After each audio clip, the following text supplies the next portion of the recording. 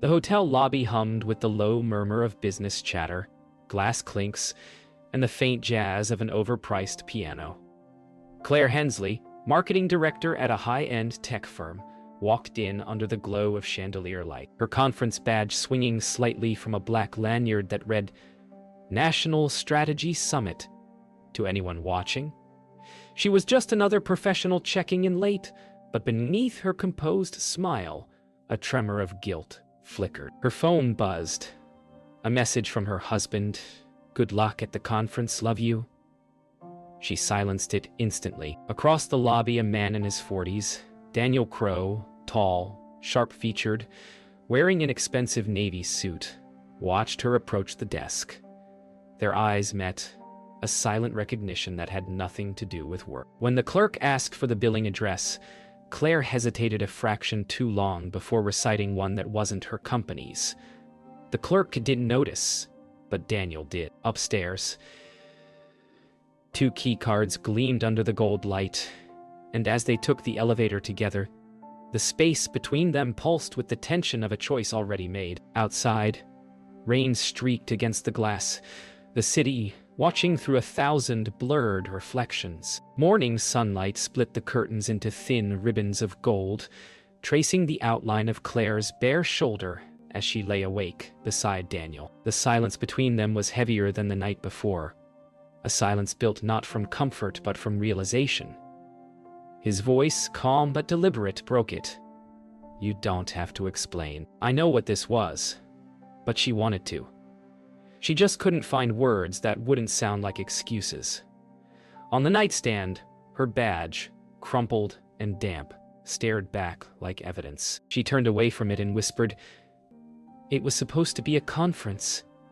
Daniel's quiet laugh wasn't cruel. It was tired. Down in the street below, taxis honked and a city carried on, unaware that somewhere high above, 2 lives were already beginning to unravel. By noon, Claire sat alone in the hotel cafe, hands around a cooling cup of coffee. Her laptop screen glowed with an unfinished report she couldn't focus on. The weight of her lie pressed harder now that daylight exposed everything. When the server brought her bill, her eyes caught the printed line at the bottom, Billed to Crow Enterprises. It wasn't her company's name, not even close. Her throat tightened. That single line wasn't just a mistake. It was a thread that could unravel everything she'd built. Outside, rain returned, washing over the street like a confession. Claire stood beneath the hotel awning, phone in hand, thumb hovering over her husband's number. Cars hissed past on wet asphalt. She rehearsed excuses in her mind. New client, last-minute meetings, mix-up in billing, but each sounded thinner than the last. When she finally pressed call, she couldn't speak when he answered. Only the sound of rain filled the silence between them. That night, back home, Ethan met her at the door with a tired smile and open arms. You look exhausted, he said, kissing her forehead. She nodded, forcing a smile, but the scent of the hotel still clung to her. A trace she prayed he wouldn't notice. As she unpacked, her eyes caught a small folded invoice tucked between her documents. The logo, Crow Enterprises, gleamed faintly in the lamplight.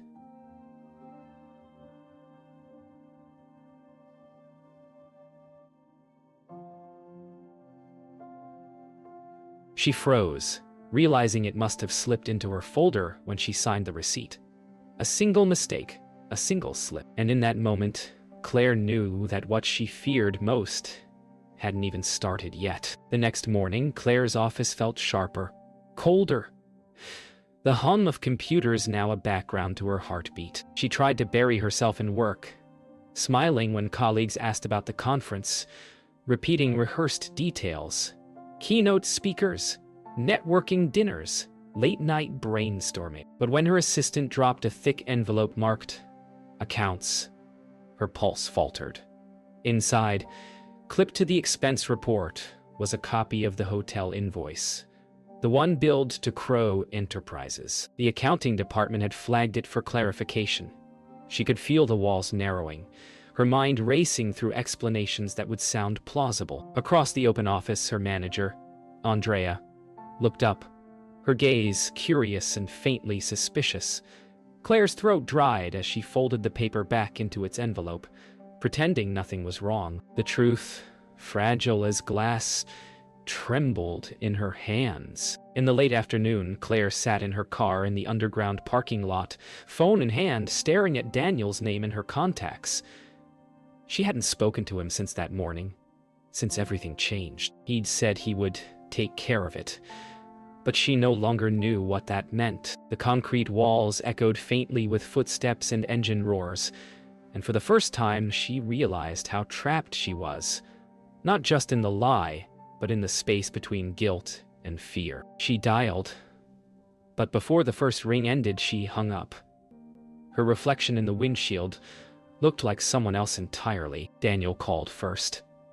His tone was calm, measured, the voice of a man accustomed to control. "The invoice went to accounting, didn't it?" he said, not as a question but a certainty. Claire closed her office door, lowering her voice. "They're asking about it." "What do I tell them?" He sighed, the sound low and deliberate. "Tell them it was a client booking error. I'll confirm from my end." But something in his tone felt wrong. A shade of ownership she hadn't heard before. As the call ended, Claire stared at her reflection in the black computer monitor, realizing that whatever control she thought she had was slipping, not to the truth, but to him. That evening, Ethan found the hotel invoice before she could hide it. She'd left her briefcase open in the kitchen, distracted by the sound of his footsteps. "Claire," he said, voice low, steady. "Why does this say Crow Enterprises?" She froze, turning slowly, every word rehearsed suddenly gone. "It's a billing mistake," she murmured, too quickly. His eyes, kind but sharp when hurt, searched hers. "Crow. The man you had drinks with at that summit in June, right?" Her silence was louder than any denial. The kitchen clock ticked, heavy and slow. "Tell me this isn't what it looks like." But it was. Claire didn't sleep. She watched the clock tick toward dawn, mind replaying every decision, every silence. Ethan had gone to the couch, leaving the bedroom door open, not as forgiveness, but as distance. When her phone buzzed at 3:12 a.m., she flinched. A text from Daniel. "Handled your problem. You owe me breakfast." The words made her stomach turn. She deleted the message, then looked toward the living room, where Ethan's shadow moved faintly under the streetlight. The silence between them had grown into something permanent, something that would never leave their home again. The following week blurred into a fog of forced normalcy. Claire arrived at work early, left late, and smiled through meetings that felt like interrogations. Andrea called her into her office, the blinds drawn tight, the air heavy with corporate perfume and tension. "We've reviewed your expense reports," Andrea began, her tone professionally polite, but edged with curiosity. "Crow Enterprises isn't one of our vendors." Claire's pulse quickened, though her face remained still. "It was a client hospitality arrangement," she lied, voice steady. Andrea leaned forward. "Then why did Crow call this morning asking about reimbursement?" The silence that followed felt endless. Claire's carefully built facade cracked in the quiet hum of fluorescent light, and she realized Daniel had just made his move, and she was standing directly in his shadow. After the meeting, Claire fled to the restroom, locking herself in the farthest stall. Her reflection in the mirror beyond the door looked nothing like her, eyes rimmed with fatigue, jaw clenched. She could hear laughter echoing from the hallway, colleagues oblivious to the storm brewing in her silence. Pulling out her phone, she typed a message to Daniel. "What did you tell them?" 3 dots appeared, then vanished. Again. Then finally, "Relax. I'm keeping you covered." The words felt like a threat wrapped in reassurance. She leaned back against the tiled wall, realizing he hadn't protected her. Trapped her. By evening, Claire sat at a downtown cafe, rain streaking the windows, her coat damp from the walk. Daniel arrived precisely on time, as if nothing had changed. "You panicked," he said calmly, sliding into the seat opposite her. "I fixed the accounting problem. You should thank me." She stared at him. At the man who'd once felt like an escape, but now looked like a threat. "What do you want?" she asked. Daniel smiled, his eyes cool, detached. "For you to remember who helped you." His words lingered like a stain.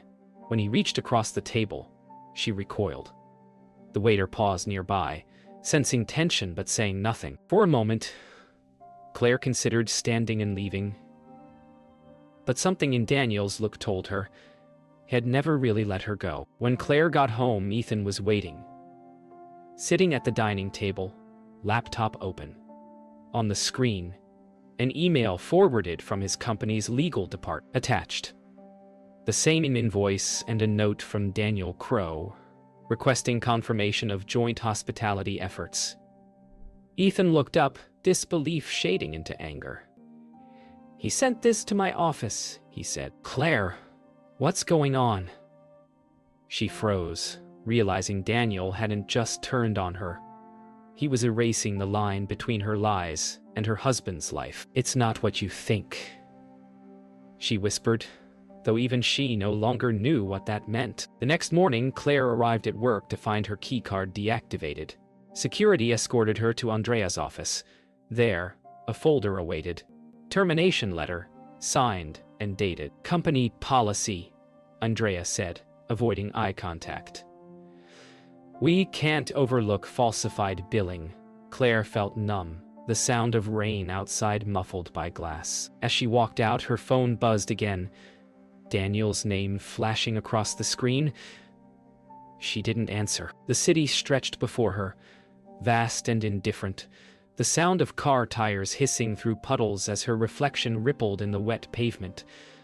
Somewhere behind her, the world she'd built was already erasing her. The city swallowed her easily. By the time dusk fell, Claire sat alone on a park bench overlooking the river. Her severance folder tucked under one arm, the ink on the termination letter still damp from her tears. Her phone rang again. Daniel. She almost threw it into the water, but instead she answered. "Why?" she demanded. His voice, smooth and unhurried, drifted through the static.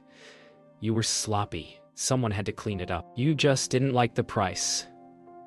Claire's fingers tightened around the phone. "You ruined me," she whispered. "No," he said, almost amused. "You did that the moment you chose me." The line went dead, leaving only the sound of wind and distant traffic. For the first time, Claire realized she wasn't his mistake, she was his leverage. The next day, Claire went to Crow Enterprises. The glass tower loomed like judgment itself, its mirrored surface reflecting her fractured self. At reception, she gave her name, steady but pale. "Tell Daniel Crow I'm here," she said. The receptionist smiled politely, tapping keys before saying, "Mr. Crow isn't in. He's traveling for the week." Claire frowned. "That's impossible." Then, almost as an afterthought, the woman added, "But if this is about the partnership, you should speak with legal. They've been expecting someone from your company." Confusion curdled into dread. Partnership? Legal? She wasn't even employed anymore. As she turned to leave, the lobby camera above her followed her movement, and she realized Daniel had set this all up long before the night in that hotel. That night, Claire returned home to find Ethan gone. His closet, half empty, drawers pulled open. On the kitchen table, a single note. "I can't do this anymore." The words were small, almost apologetic. She sat in the silence for a long time, the ticking clock too loud, The refrigerator hum unbearable. Then her phone buzzed. An unknown number. She answered. Voice raw? Claire Hensley? A man said. This is Detective Morin. Financial Crimes Division. We'd like to ask you some questions about your connection to Daniel Crow. The paper trembled in her hand. Whatever Daniel was building, she was now a part of it. Not as a lover, but as an accomplice. The interview room was cold, painted in faded gray. Detective Morin sat across from her, calm but unyielding. We're investigating a fraudulent billing scheme involving Crow Enterprises and several subcontractors, he explained, sliding photos across the table. One of them showing Claire and Daniel entering the hotel. Her breath caught. You think I'm part of this? Morin leaned back. We think you're a witness, or maybe a partner. That depends on what you tell us. Claire's mind reeled. Every detail. The conference badge, the invoice, the hotel. It had all been placed precisely, like a trap closing one quiet hinge at a time. After hours of questioning, Claire stepped out into the night air, the city louder and crueler than she remembered. Rain had returned, relentless and cold. She looked up toward the skyscrapers, toward Crow Enterprises glowing like a god above the city. Somewhere inside, Daniel was pulling strings she couldn't see. But now, beneath fear, something else stirred, resolve. He had taken everything. Her job, her husband, her name. The only thing left to lose was her silence. She tightened her coat, stepping into the downpour with a single thought. If Daniel Crow built this trap, she was going to burn it from the inside out. Claire spent the next 2 days buried in files. The detective's words echoed in her mind. Fraudulent billing scheme.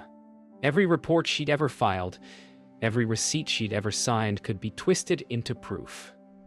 But she knew Daniel. He didn't leave things to chance. He left them to design. Late into the night, her apartment floor was covered with documents, invoices, bank transfers, client correspondence. Then she saw it. Crow Enterprises wasn't billing her company. It was billing dozens of others, all tied to phantom consulting projects, and all under her authorizations. Someone had cloned her signature. The revelation made her breath hitch. Daniel hadn't just used her.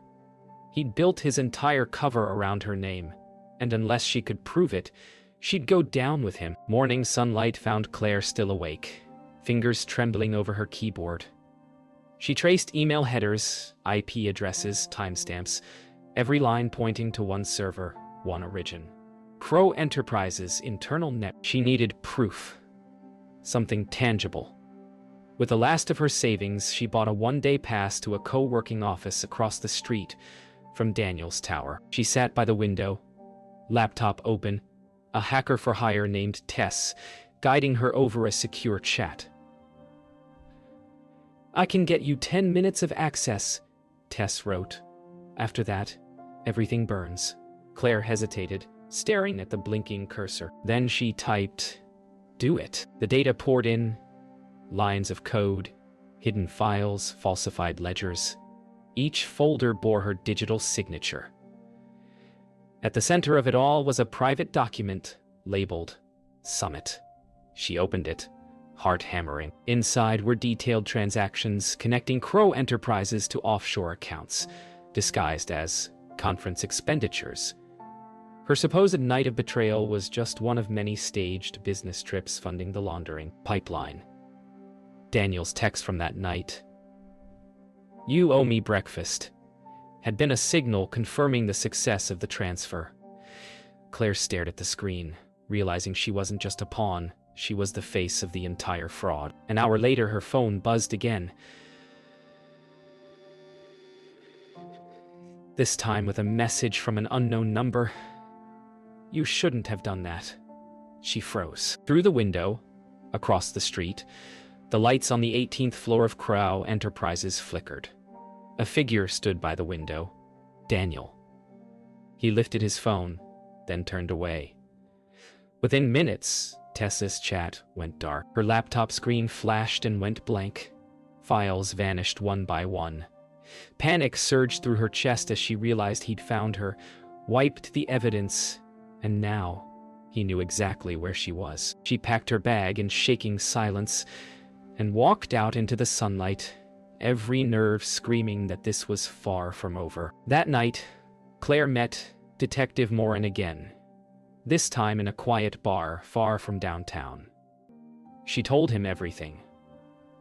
The falsified signatures, the invoices, the offshore accounts. "I can't prove it anymore," she said, voice barely a whisper. Morin nodded slowly. "Then we'll make him prove it himself." He slid her a small recording device. "Next time he contacts you, keep him talking." Claire stared at it, the weight of it heavier than it looked. "Hell no," she said. Morin leaned in. "Then you'd better make him believe you've given up." Outside, thunder rolled across the skyline. For the first time, Claire smiled. Not out of relief, but readiness. 2 nights later, Claire sat in her car outside the Crow Enterprises building, the city pulsing with late-night energy. The recorder in her coat pocket felt like a ticking bomb. Daniel had texted her hours ago. "Meet me." Midnight.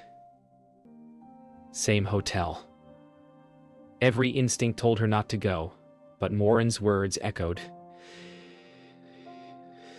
"Make him believe you've given up." She checked her reflection in the mirror. Minimal makeup, hair neatly pinned, the same cautious smile she wore the night this all began. But this time, the fear had burned into resolve. As the elevator doors closed behind her, she pressed the top floor. The air hummed with electric silence. Somewhere between floor 20 and 30, she decided. She wasn't there to record a confession. She was there to end one. The hotel suite looked the same. Expensive, anonymous, sterile.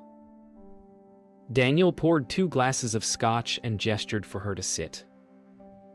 "You look tired," he said, voice smooth as ever. "You shouldn't have gone digging." Claire smiled faintly. "You shouldn't have left your fingerprints all over the files." His eyes narrowed. "You think you're smarter than me now." She leaned forward, recorder hidden under her sleeve. "No," she whispered. "I just finally understand what you are."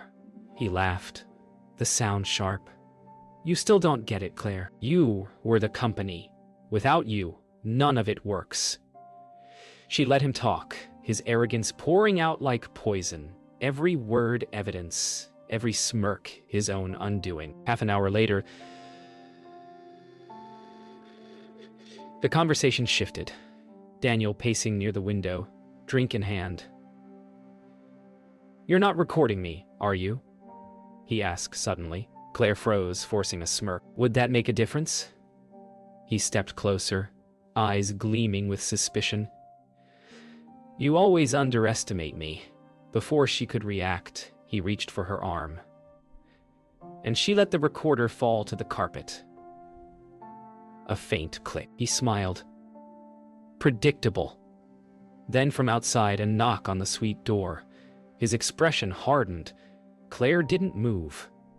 "Expecting someone?" she asked softly. Daniel opened the door to find Detective Morin and 2 plainclothes officers. "Evening, Mr. Crow," Morin said calmly. "We've been listening for a while." Daniel's mask cracked instantly. "You can't prove anything," he snapped, but Morin only smiled, holding up a small earpiece. "You confessed enough." Daniel lunged toward the table, but the officers caught him, twisting his arms behind his back. Claire stood slowly, eyes locked on him as the cuffs clicked.